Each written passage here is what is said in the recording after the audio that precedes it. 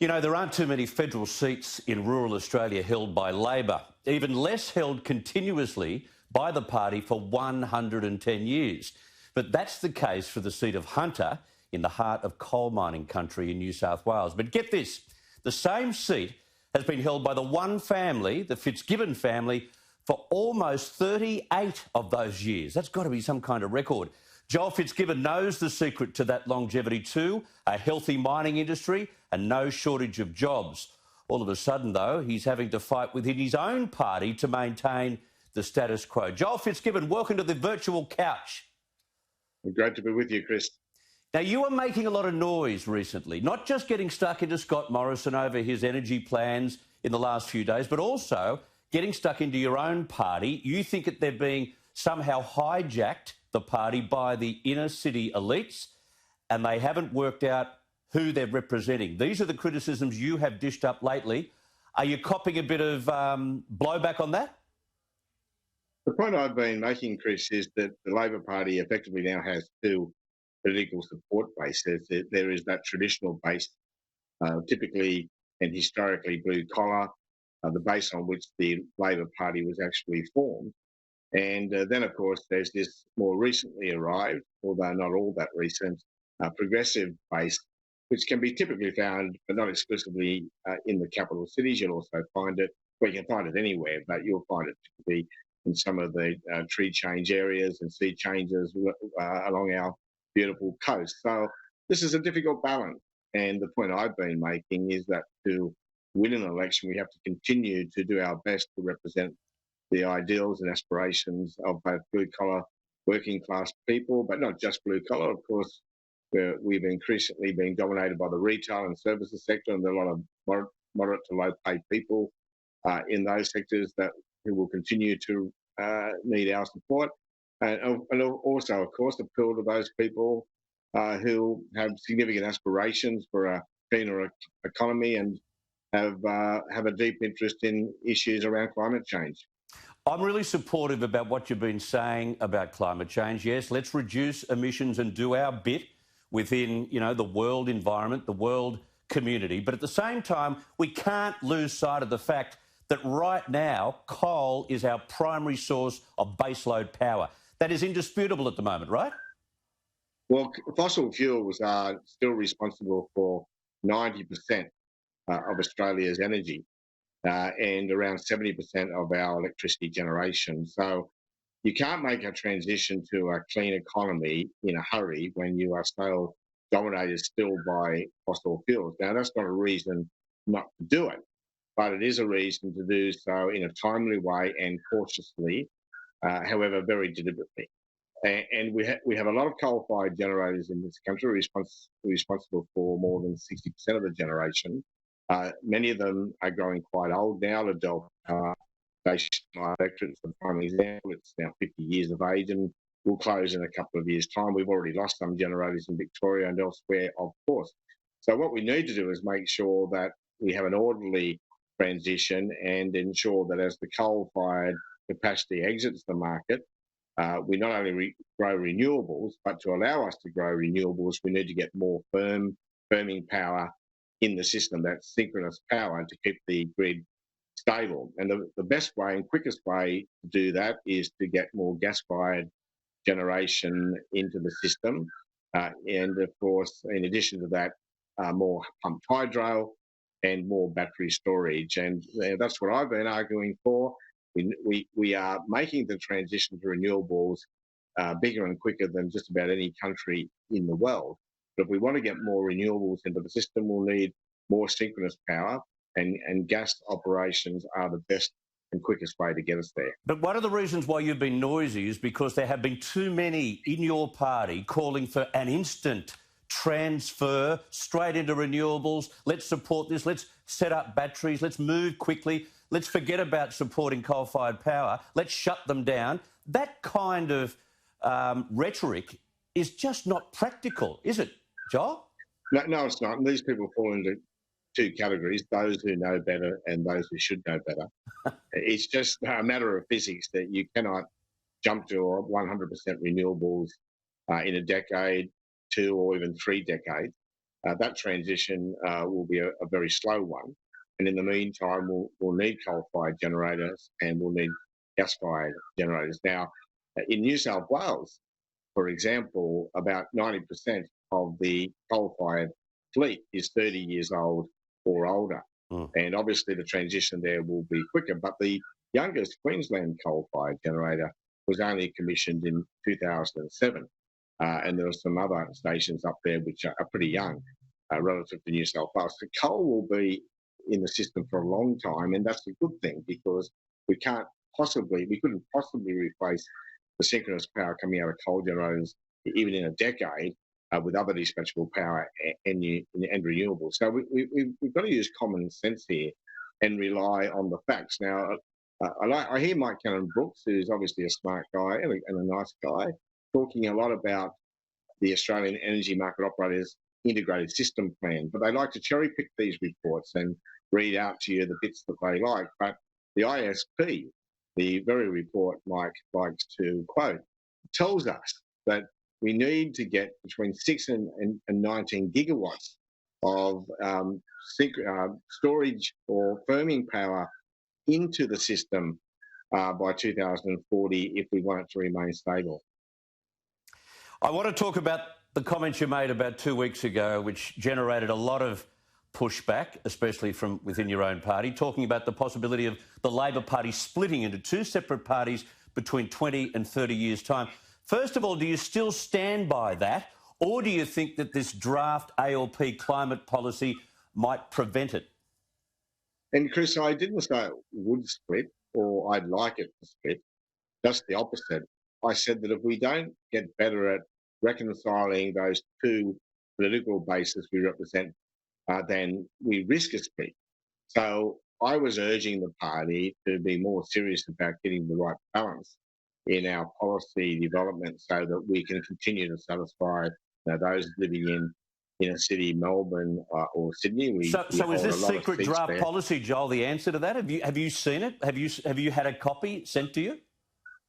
Of course I have. As a member of the Shadow Cabinet, I've been one of the authors, I suppose you could say, of the document, one of those people working in committees, etc., developing that document. And it is still a work in progress, Chris, and has a little way to go. Ultimately, that document doesn't become Labor's official national platform until it's been rubber stamped by the National Conference. So that process has some way to go. I want to talk about what is facing rural Australia in the immediate short term, and that is the fact that they can't find workers to pick fruit. Now, that might sound awfully simplistic, but it's true. We don't have the foreign workers in the country at the moment to do the jobs that we've done in previous seasons. It is a really alarming problem for not just New South Wales, your state, but also for other states like Queensland too, where you've got fruit sitting on the ground, spoiling and going rotten.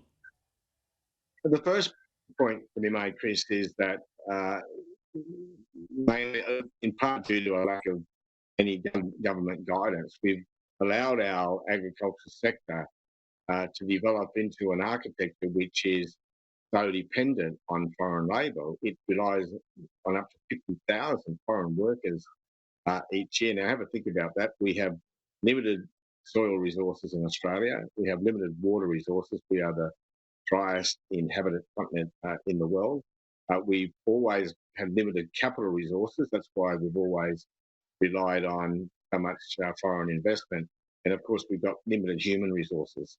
And it appears to me that the way we've structured the agriculture sector or allowed it to evolve, we've become too dependent on foreign labour, too dependent on foreign capital. And of course, we've not well managed and allocated our natural water and soil resources. So the first thing is to start thinking about long-term about how we address those issues. And the first thing you've got to do is make sure that you have mechanisms in place.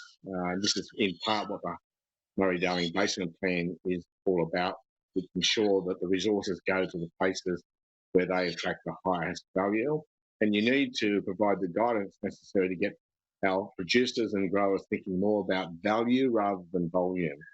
We are most interested in more and more volume into export markets where we are increasingly price takers, where we have more and more emerging competition, in grains in the Black Sea countries, in beef in South America, we need to be thinking less about volume and more about making the same or more money with less volume. In other words, And having the going in best for the produce, markets, having the best markets of produce and things that the we sell markets, to the world, in the world.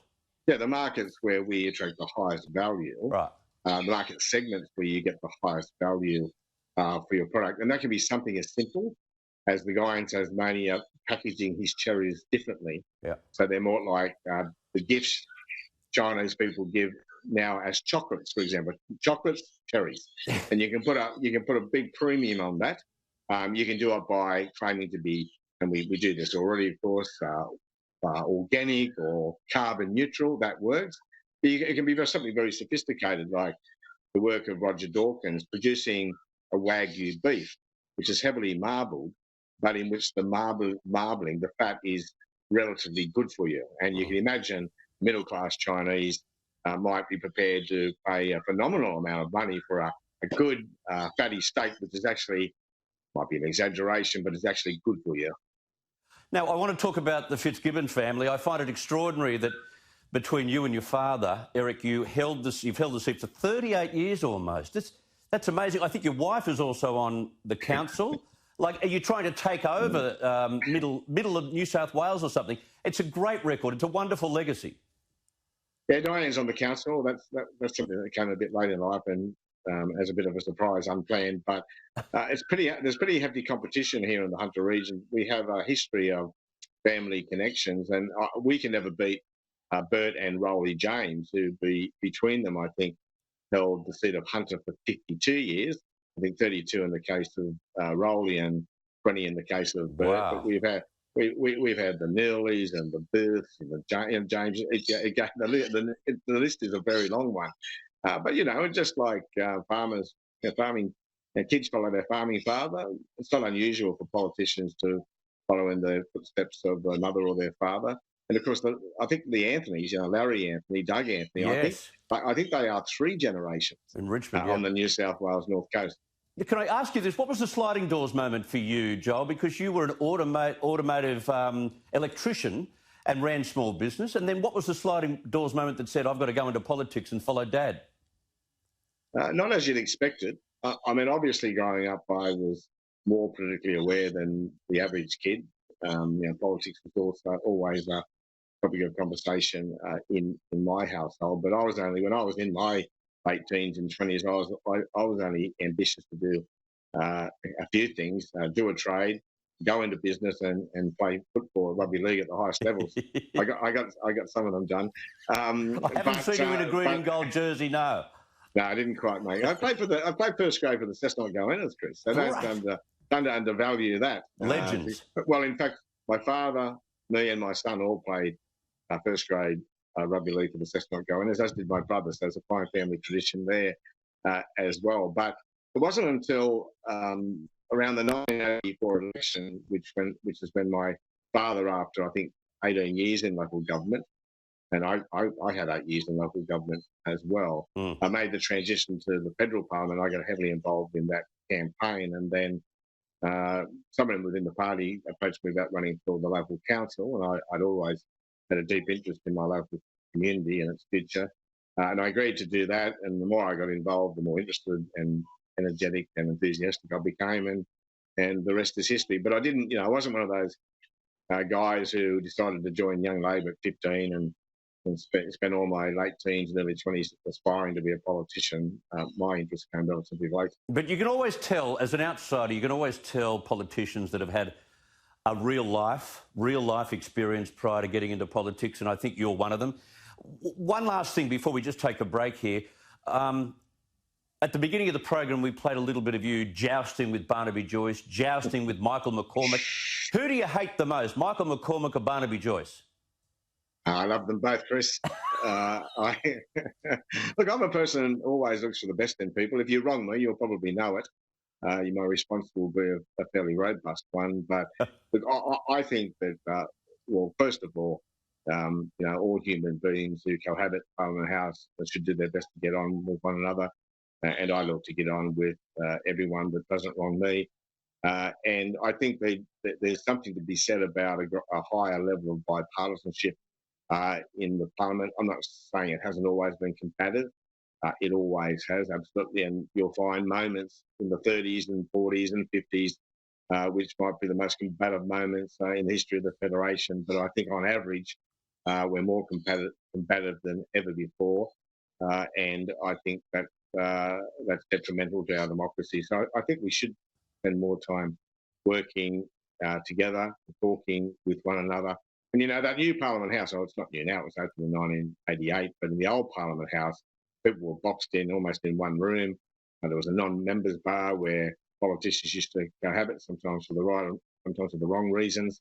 But in the current big building, everyone's locked off from one another. There's no public bar. Oh, hang on. Are you suggesting we should bring back the public bar in Federal Parliament House? That might be a good idea. Well, let me build on that.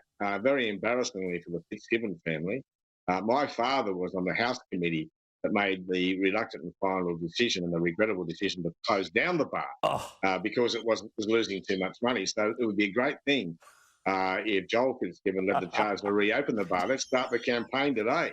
Let's get a hashtag going or something. A GoFundMe, mate, whatever. I love it. I realise now why we got you on the program. I think that's an outstanding idea.